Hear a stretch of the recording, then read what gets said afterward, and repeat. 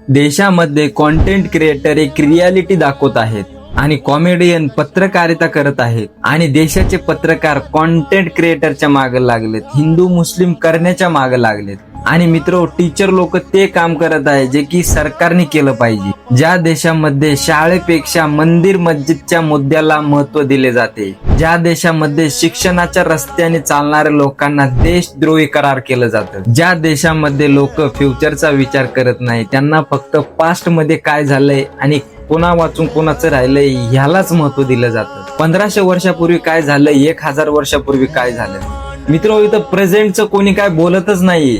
देशामध्ये असे पिक्चर्स बनवले जातात जे धर्माधर्मामध्ये युद्ध होईल, धर्माधर्मामध्ये एक तेढ निर्माण होईल. आणि ज्या वयामध्ये पोरांना शाळेत गेलं पाहिजे, चांगल्या चांगल्या गोष्टी शिकल्या पाहिजे, विज्ञानाचा अभ्यास केला पाहिजे, त्या देशांमध्ये मुलांना काय बनण्यास मजबूर केलं जातं माहितीये का? तर बाबा. या देशामध्ये लहान लहान मुलं बाबा बनत आहेत. ज्या देशामध्ये ऑरेंज आयफोनला देवाशी जोडलं जातं, ज्या कलरला देवाशी जोडलं जातं. मित्रो, सरकार छाती ठोकून सांगत आहे की आम्ही 80 करोड लोकांना राशन दिलं, त्यापेक्षा 80 करोड बेरोजगारांना रोजगार दिला असता तर बरं झालं असतं. मित्रो, काय कामाची ती जगातील 4थी सर्वात मोठी इकॉनॉमी? काय वाटतं तुम्हाला? कमेंट मध्ये नक्की सांगा. भेटूया पुढच्या व्हिडिओत. धन्यवाद.